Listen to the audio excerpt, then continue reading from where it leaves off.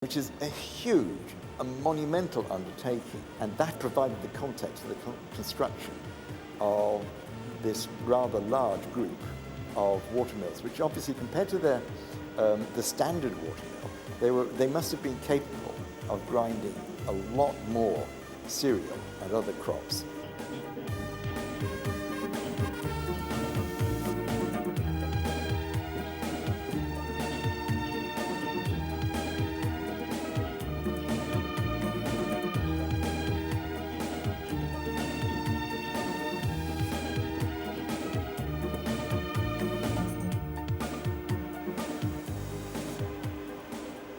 But another remarkable Iranian engineering feat was the creation of the largest mud brick city in the world, Bam.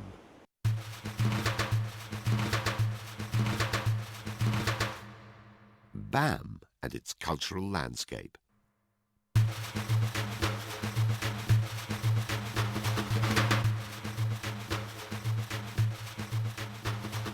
Bam is located in a desert environment in southeastern Iran.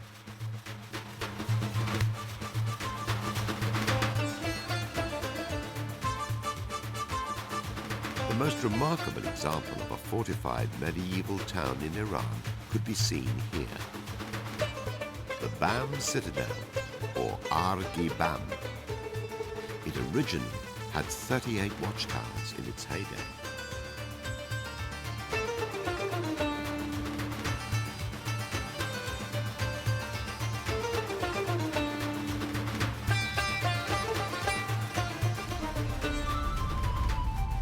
Here, before the devastating 2003 earthquake, 3 distinct sectors were noticeable.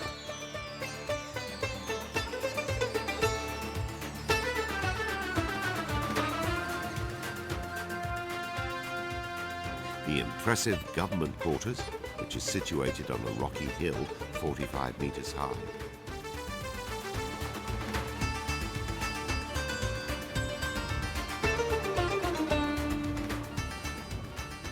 The military quarters, confined between the second and third walls.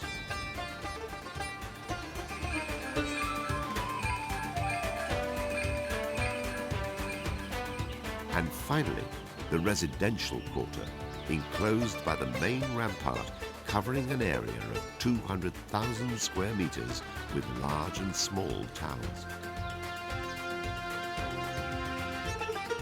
Inside the residential quarter, the vestiges of a congregational mosque going back to the 8th or 9th centuries is still evident.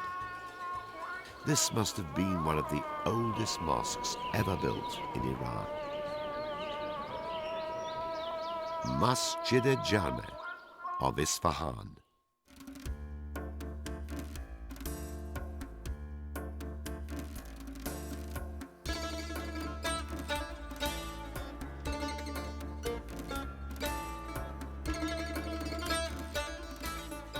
Located in the historic center of Isfahan, the Masjid-e-Jame, or Friday Mosque, can be seen as a stunning illustration of the evolution of mosque architecture over 12 centuries.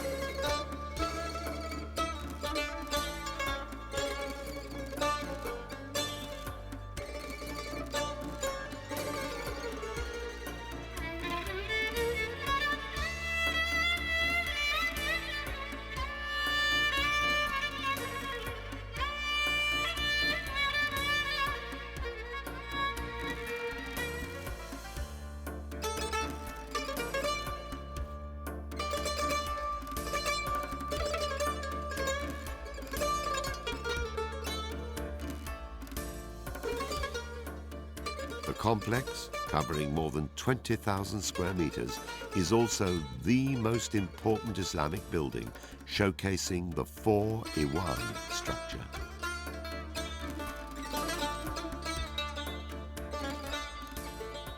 Aesthetically, however, the most important unit in the Masjid-e-Jame is the small but superlative north dome, known as the Gombad-e-Kaki.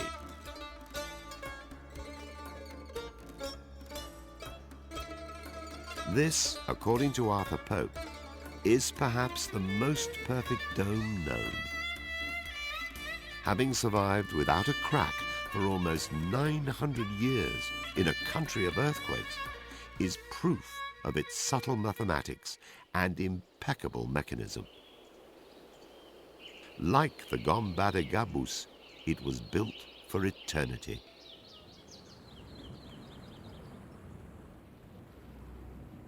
Gombad-e-Gabus.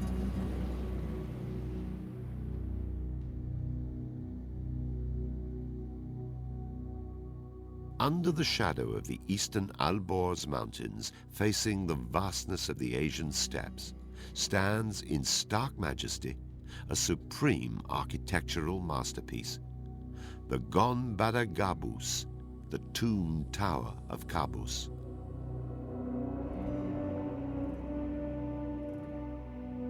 Qabus was an extraordinary man, a poet and patron of poets, a chess player and a doughty warrior. He ruled Gorgan in the Caspian coastline intermittently from 976 to about 1012 AD.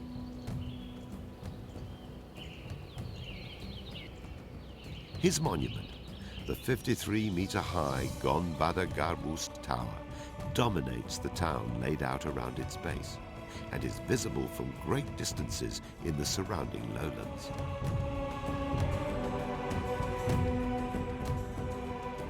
Built from unglazed fire bricks, the monument's intricate geometric forms constitute a tapering cylinder with a diameter of 15.5 to 17 meters, topped by a conical brick roof.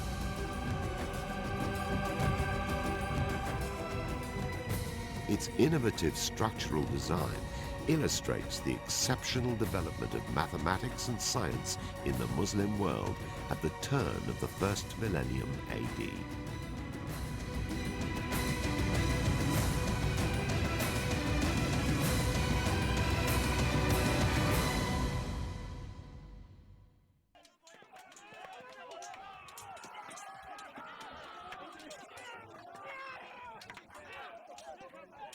But this sense of eternity was interrupted by two waves of invasion from the east in the 13th and 14th centuries, headed by the notorious Chinggis Khan, and then by Tamerlane.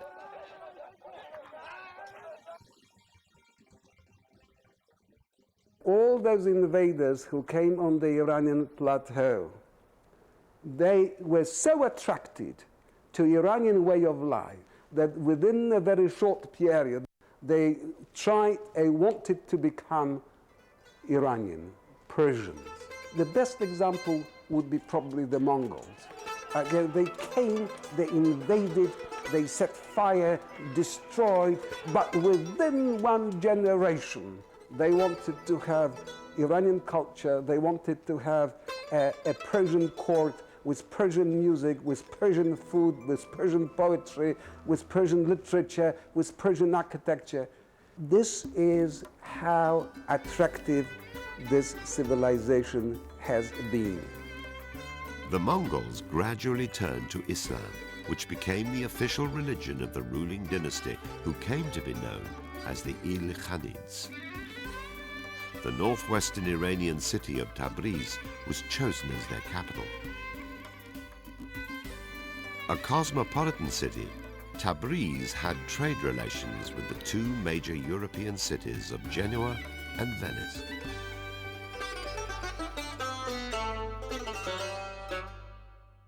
Tabriz Bazaar Complex. Tabriz Bazaar Complex was one of the most important commercial centers on the Silk Road. This complex consists of a series of interconnected covered brick structures, buildings and enclosed spaces for a variety of functions, such as commercial and trade-related activities. social gatherings, and educational and religious practices.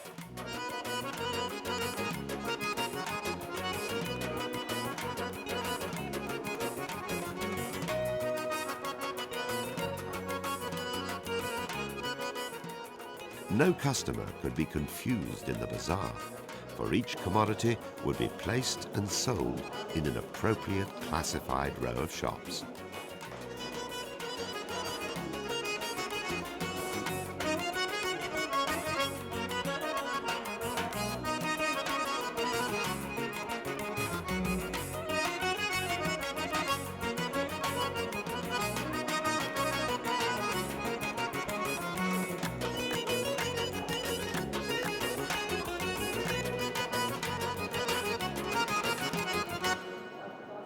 Yet perhaps the most striking structure from the Il-Khanid period is the Sultaniye.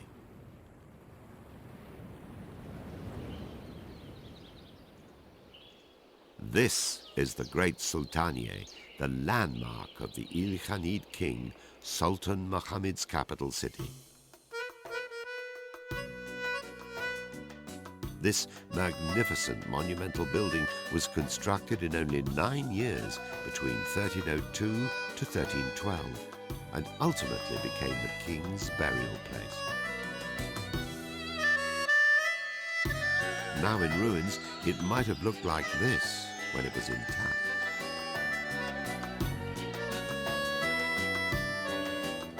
This octagonal building is crowned with a 50-meter tall dome covered in turquoise blue faience and is the earliest existing example of the double-shell dome in Iran.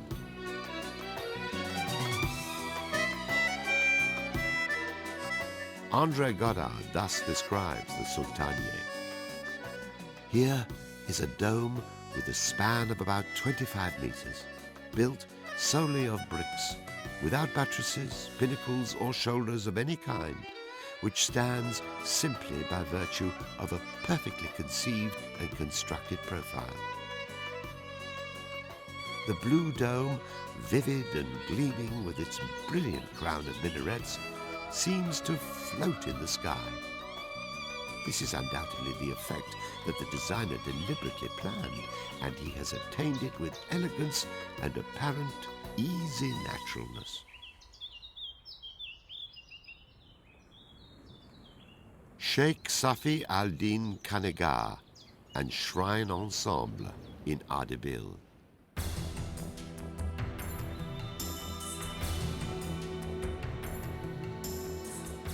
Built between the beginning of the 16th century and the end of the 18th century, this place is one of the most important spiritual retreats in the Sufi tradition of Iran.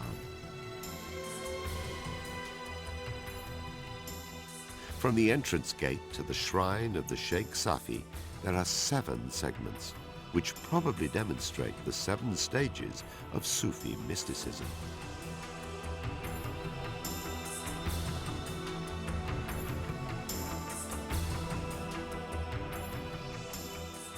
The ensemble includes well-preserved and richly ornamented facades and interiors, with a remarkable collection of antique artifacts.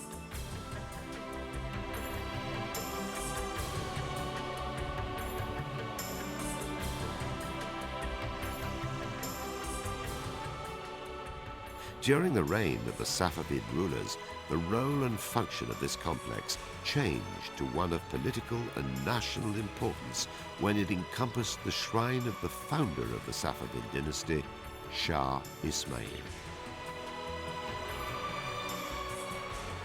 Following the decline of the Il-Khanids and Timurids, the Safavid dynasty ascended to power in Azerbaijan in northwest Iran. Yet perhaps the ethos of the Safavid rule was best expressed at their capital city, Isfahan. Meydan-e-Imam.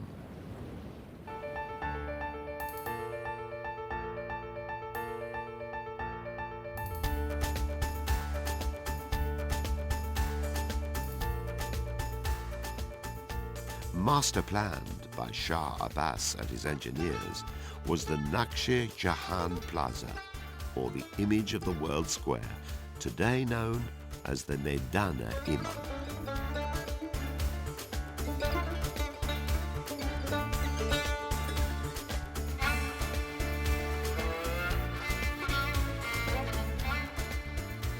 It was approximately 85,000 square meters in area, something like 7 times the size of San Marco Square in Venice.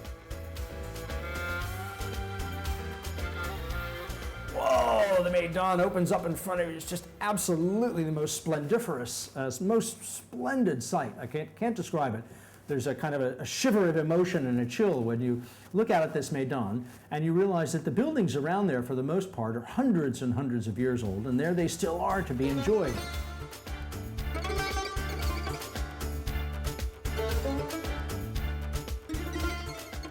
These monumental structures consist of a palace in the west, the magnificent entrance portico of the bazaar in the north, a chapel mosque in the east, and finally, the Royal Mosque in the south.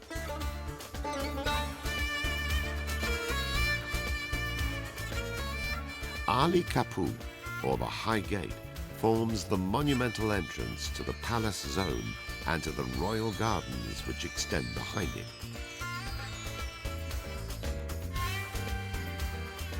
This 5-story high pavilion had a great portico with beautifully ornamented wooden columns.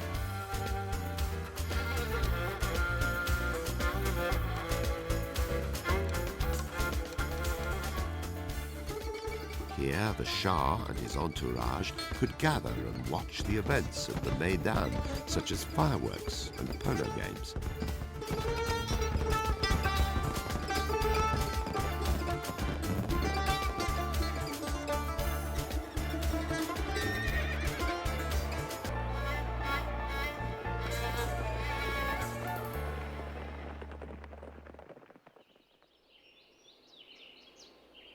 The Royal Chapel Mosque, built in the course of 16 years, was named in honor of Sheikh Lotfollah, a famous religious leader and at the same time the father-in-law of Shah Abbas.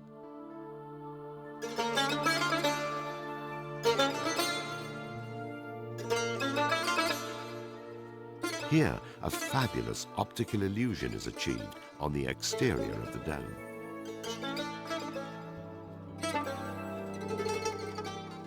It appears to be covered with tiles, predominantly in pale gold color. However, the pale gold tiles are in fact plain bricks.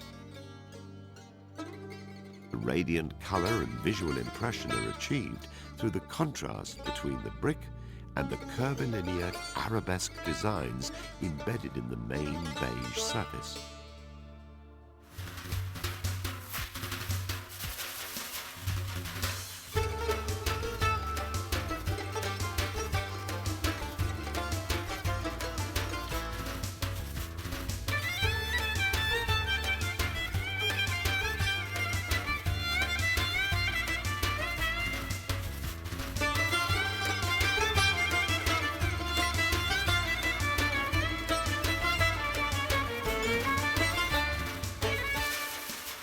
Varying magnificent designs under the dome, which altogether resemble a beautiful peacock, must have required highly skilled craftsmen and brilliant artists.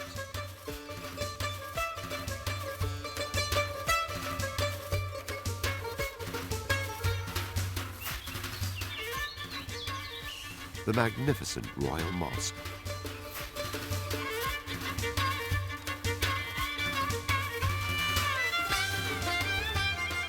The decoration of this mosque marks the zenith of development towards smooth surfaces covered in polychrome tile work.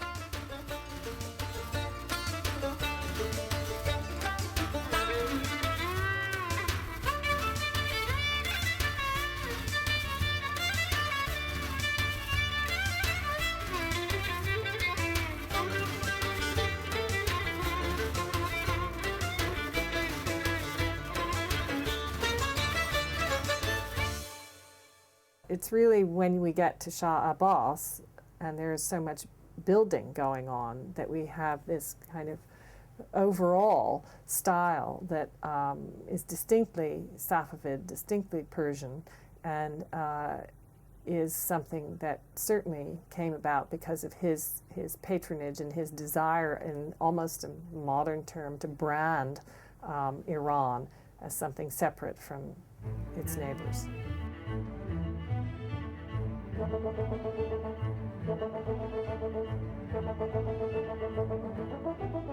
With the introduction of European art and architecture in the early 19th century, this trend was altered.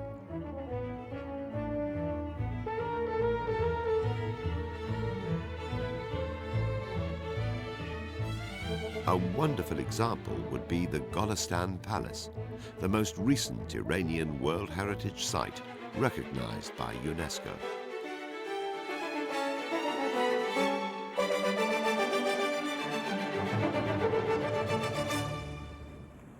The Golestan Palace.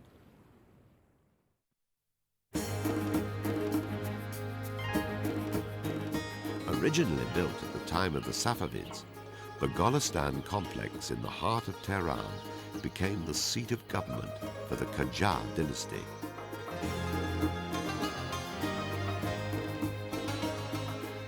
The Qajars, who came into power in 1779, made Tehran their capital city.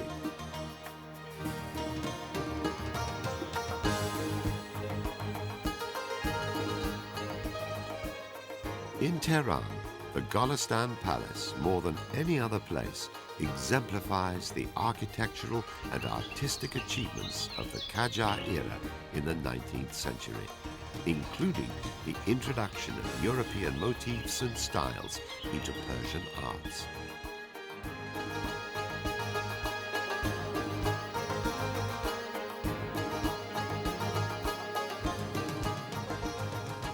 At present, the Golestan Palace complex consists of 8 key palace structures, mostly used as museums and tourist attractions.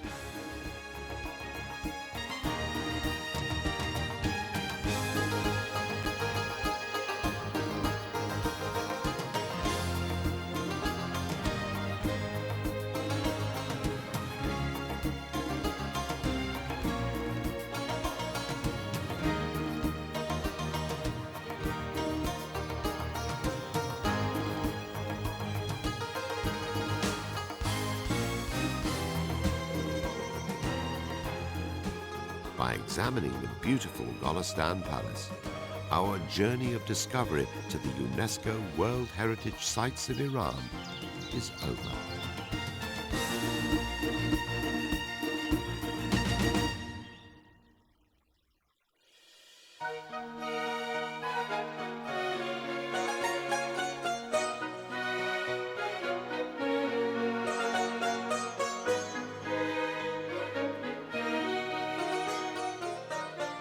These 16 World Heritage Sites are today considered to be among the most beautiful and highly celebrated places on Earth by the United Nations Educational, Scientific and Cultural Organization, UNESCO.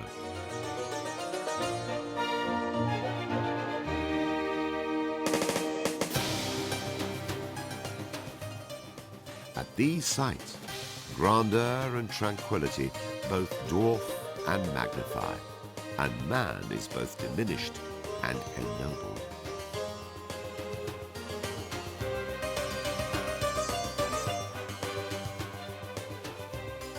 The creators of this illuminating array of beauty are among the world's greatest artists, who splendidly guide us, in the words of Michelangelo, towards that celestial source from which we all come from, towards the source of all beauty, and in the words of Rumi, towards that land of peace where questions